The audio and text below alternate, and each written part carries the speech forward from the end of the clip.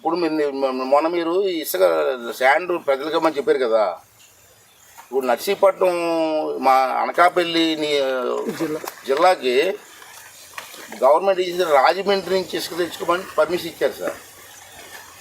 ఇక్కడ నుంచి జిల్లాల నుంచి ఏ లారీ వెళ్ళినా రాజమండ్రిలో ఇసుక ఇవ్వకుండా వెనక్కి పంపించేస్తున్నారండి దౌర్జన్యంగా.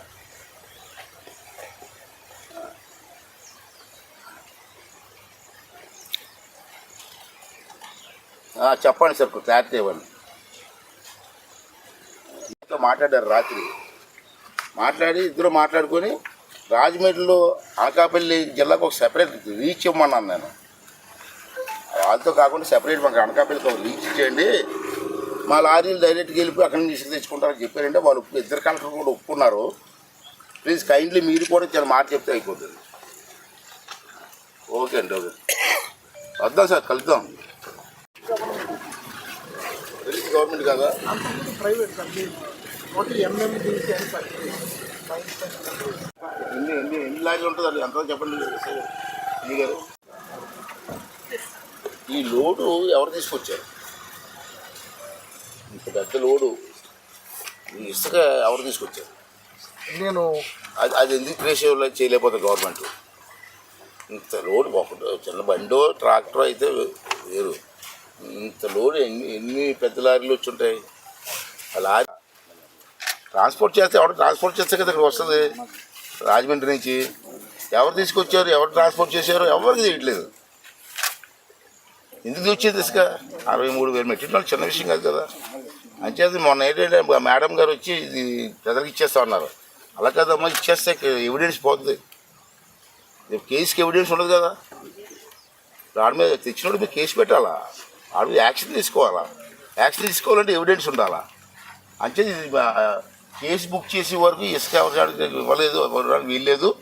కేసు బుక్ చేసిన తర్వాత ఈ ఇసుక ప్రజలకు ఇచ్చేమంటాను.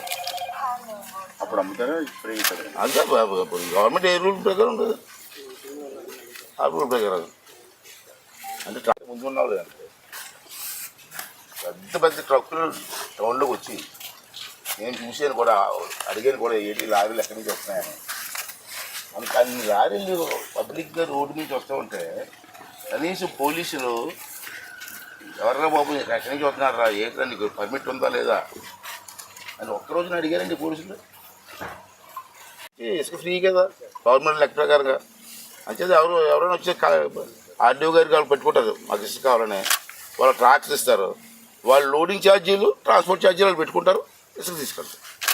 మాజీ ఎమ్మెల్యే వాళ్ళ తాలూకాలు కొంతమంది సమాచారం సరే ఇంకా వదిలేండి వాళ్ళ గురించి. మనకి మన లక్ష్యం ఏంటంటే ఇవన్నీ మనం తవ్వుకోకూడదు. ఇంకా ఇసుక ఎవరు తీసుకొచ్చారు, ఎవరు వేసారు ఇక్కడ, ఆ దొంగ ఎవరు, అతని మీద యాక్షన్ కావాలి. నెక్స్ట్ సార్, స్టేట్ మొత్తంలో మనకే కొద్దిగా రేట్ ఎక్కువ ఉంది సార్. అంటే రేట్ ఎక్కువ అంటే మనకి రాజమండ్రి ఇచ్చారమ్మా, మనకి ప్రత్యామ్నాయం ఏం లేదు సార్. ప్రత్యామ్నాయం అంటే మన అందరు రివర్లు లేవు కదా. ఇక్కడ శ్రీకాకుళంలో రివర్ ఉంది, అక్కడి నుంచి ఆలోచించారు. ఇక్కడ మాకు అంత ఇసుకొచ్చి రివర్ లేక రాజమండ్రి ఇచ్చారు. రాజమండ్రి కూడా ఇసుక రేట్ మీరు తప్పు రాస్తున్నాను, మీ పేపర్లో వాళ్ళు కూడా కొంతమంది ఎలా రాస్తున్నారంటే ఇసుక ఎక్కువ రేటుకి అమ్ముతున్నారు.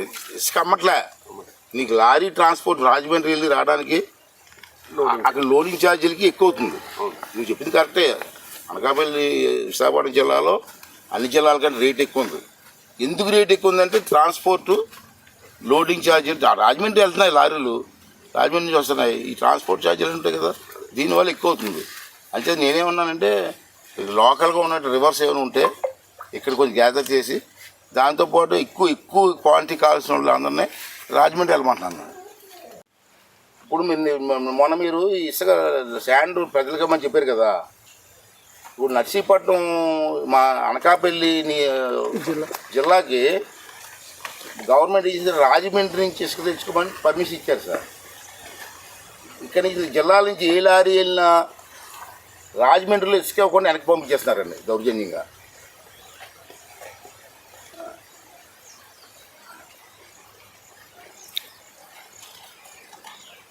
చెప్పండి సార్, క్లారిటీ ఇవ్వండి. మాట్లాడారు రాత్రి, మాట్లాడి ఇద్దరు మాట్లాడుకొని రాజమండ్రిలో అనకాపల్లి జిల్లాకు ఒక సెపరేట్ రీచ్ ఇవ్వమన్నాను నేను. వాళ్ళతో కాకుండా సెపరేట్ మాకు అనకాపల్లికి ఒక రీచ్ ఇచ్చేయండి, మా లారీలు డైరెక్ట్గా వెళ్ళిపోయి అక్కడి నుంచి ఇసుక తెచ్చుకుంటారని చెప్పారంటే వాళ్ళు ఇద్దరు కలెక్టర్ కూడా ఒప్పుకున్నారు. ప్లీజ్ కైండ్లీ మీరు కూడా చాలా మాట చెప్తే అయిపోతుంది. ఓకే అండి, ఓకే వద్దాం సార్, కలుద్దాం. గవర్నమెంట్ కదా, అంతకుముందు ప్రైవేట్ సార్. టోటల్ ఎంఎండిసి అని సార్. ఎన్ని లారీలు ఉంటుంది ఎంత చెప్పండి మీ గారు. ఈ లోడు ఎవరు తీసుకొచ్చారు? ఇంత పెద్ద లోడు ఈ ఇసుక ఎవరు తీసుకొచ్చారు?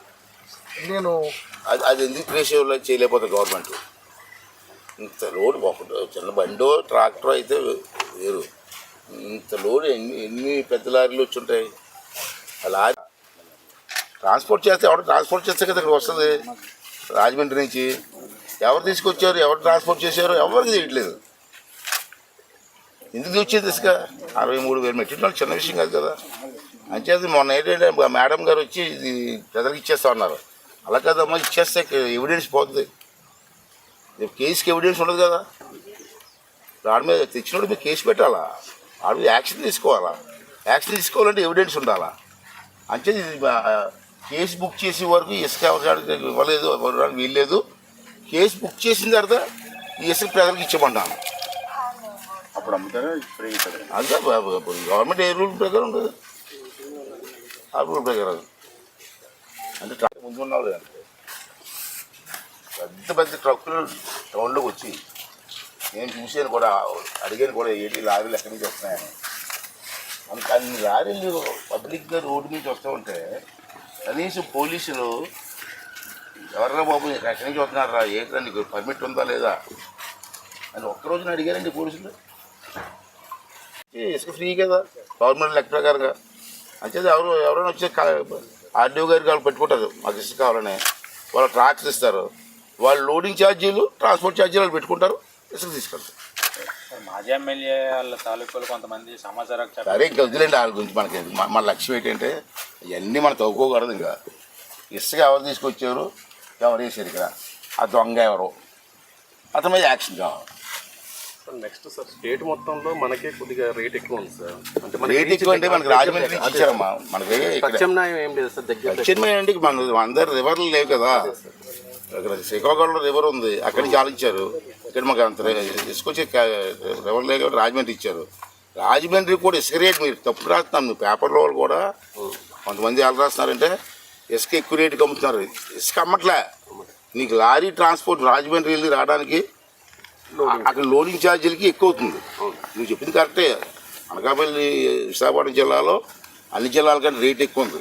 ఎందుకు రేట్ ఎక్కువ ఉందంటే ట్రాన్స్పోర్టు లోడింగ్ ఛార్జీలు. రాజమండ్రి వెళ్తున్నాయి లారీలు, రాజమండ్రి నుంచి వస్తున్నాయి, ఈ ట్రాన్స్పోర్ట్ ఛార్జీలు ఉంటాయి కదా, దీనివల్ల ఎక్కువ అవుతుంది.